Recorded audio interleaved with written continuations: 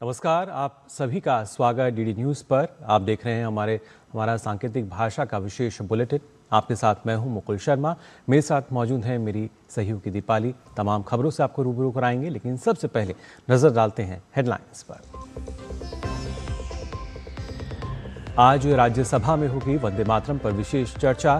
गृह मंत्री अमित शाह करेंगे चर्चा की शुरुआत। विपक्षी सांसद भी चर्चा में होंगे शामिल।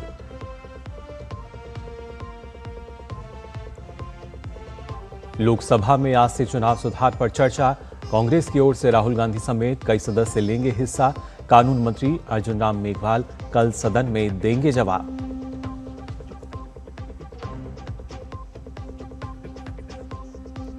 प्रधानमंत्री नरेंद्र मोदी की अध्यक्षता में आज एनडीए संसदीय दल की महत्वपूर्ण बैठक।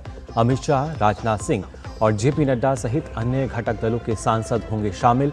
पीएम सांसदों को करेंगे संबोधित।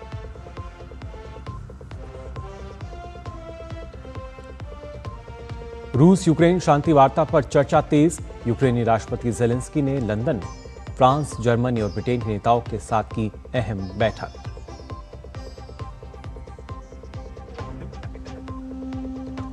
और भारत दक्षिण अफ्रीका के बीच टी20 सीरीज का पहला मुकाबला आज। शुभमन और हार्दिक करेंगे वापसी। वनडे के बाद टी20 में भी जीत के साथ शुरुआत करना चाहेगी टीम इंडिया।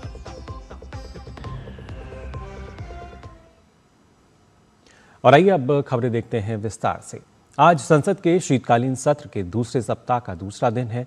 वंदे मातरम के 150 वर्ष पूरे होने के अवसर पर आज राज्यसभा में चर्चा होगी।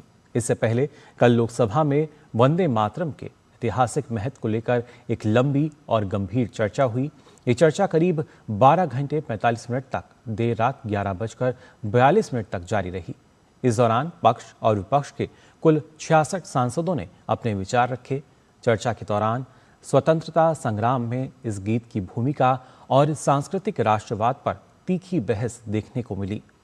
उच्च सदन में आज चर्चा की शुरुआत गृह मंत्री अमित शाह करेंगे। राज्यसभा के विधायी कार्यों की बात की जाए तो आज विभिन्न समितियों के प्रतिवेदन और विवरण पेश किए जाएंगे। साथ ही प्रश्नकाल के दौरान विभिन्न मंत्रालयों से सांसद अहम प्रश्न भी पूछेंगे। लोकसभा में कल वंदे मातरम पर बहस के दौरान प्रधानमंत्री नरेंद्र मोदी के संबोधन के बाद एनडीए और विपक्ष के कई सदस्यों ने अपनी अपनी बात रखी। फिर आखिर में रक्षा मंत्री राजनाथ सिंह ने इस पर जवाब दिया और कहा कि हम लोग वंदे मातरम की गरिमा को पुनर्स्थापित कर रहे हैं, लेकिन कुछ लोग नैरेटिव बनाने की कोशिश कर सकते हैं। वंदे मातरम और जन गण मन के बीच दीवार खड़ी करना चाहते हैं। राजनाथ सिंह ने कहा कि ये विभाजनकारी मानसिकता का परिचायक है। संसद का आज का दिन बेहद महत्वपूर्ण है। एक सदन में वंदे मातरम तो दूसरे सदन में चुनाव सुधार पर चर्चा होगी। लोकसभा की बात करें तो आज चुनाव सुधार पर पक्ष और विपक्ष के बीच यहां बहस देखने को मिलेगी। संसद के मौजूदा सत्र से पहले सर्वदलीय बैठक में ही विपक्ष ने एसआईआर पर चर्चा की मांग की थी। इसके बाद सत्र के पहले दिन से इस पर चर्चा की मांग को लेकर संसद में हंगामा किया, जिसकी वजह से सदन में कामकाज नहीं हो पाया। इसके बाद स्पीकर ओम बिरला ने सरकार और विपक्ष के नेताओं की बैठक ली, जहां 9 दिसंबर को लोकसभा में 10 घंटे चर्चा पर सहमति बनी। आज होने वाली बहस में सत्ता पक्ष के कई सदस्यों समेत कांग्रेस की ओर से राहुल गांधी हिस्सा लेंगे। फिर कानून मंत्री अर्जुन राम मेघवाल सदन में इस पर जवाब देंगे। इसके अलावा संसद के दोनों सदन में आज महत्वपूर्ण विषयों पर चर्चा होगी और उससे पहले आज संसद भवन परिसर में एनडीए संसदीय दल की बैठक बुलाई गई है। इसकी अध्यक्षता प्रधानमंत्री नरेंद्र मोदी करेंगे। पीएम एनडीए घटक दलों के सांसदों को संबोधित भी करेंगे।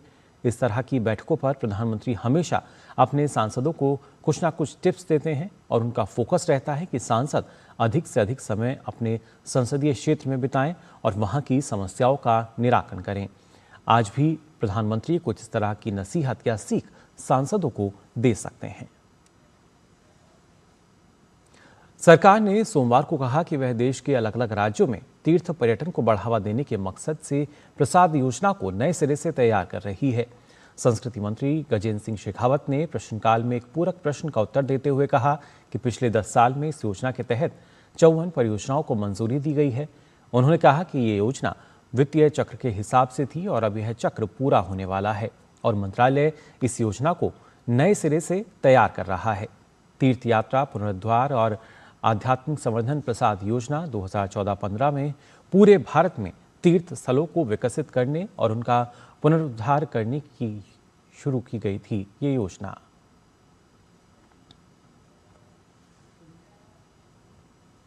अमेरिकी राष्ट्रपति डोनाल्ड ट्रंप ने मेक्सिको पर जल बंटवारे की संधि का पालन न करने का आरोप लगाया है।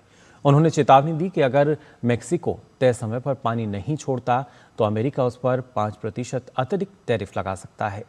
ट्रंप ने ट्रुथ सोशल पर पोस्ट किया कि अमेरिका चाहता है कि मेक्सिको 31 दिसंबर से पहले 2 लाख एकड़ फीट पानी छोड़े।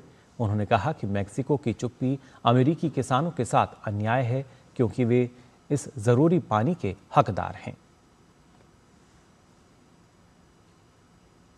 और चीन और जापान के बीच तनाव एक बार फिर चरम सीमा पर पहुंच गया है। जापानी रक्षा मंत्री शिजोरो कोइजुमी ने चीनी सेना पर अपने विमानों को रडार से लॉक करने का गंभीर आरोप लगाया है।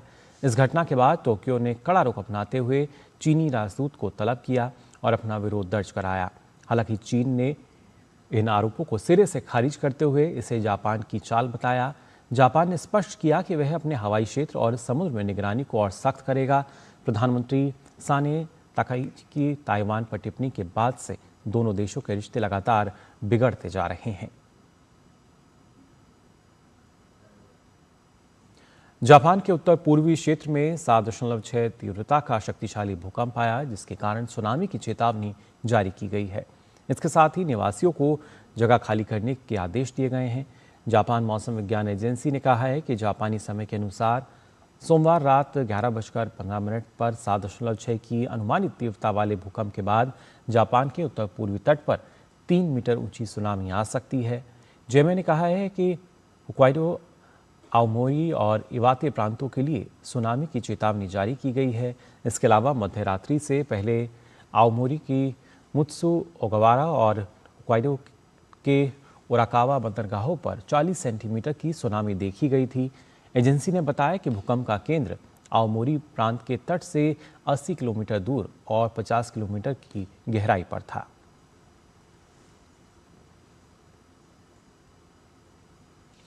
काशी तमिल संगमम के चतुर्थ समूह का सोमवार को काशी विश्वनाथ धाम में पारंपरिक और भव्य स्वागत किया गया। काशी विश्वनाथ मंदिर के शास्त्रियों ने अतिथियों का अभिनंदन पुष्प वर्षा, डमरू वादन और वेद ध्वनि के साथ किया। इस दौरान तमिलनाडु से आए अतिथियों ने हर हर महादेव और वणक्कम काशी के जयघोष के साथ श्री विश्वेश्वर के चरणों में अपनी श्रद्धा अर्पित की। स्वागत के बाद अतिथियों ने काशी विश्वनाथ कॉरिडोर का भ्रमण कर धाम की ऐतिहासिकता, स्थापत्य और नई सुविधाओं के बारे में जाना।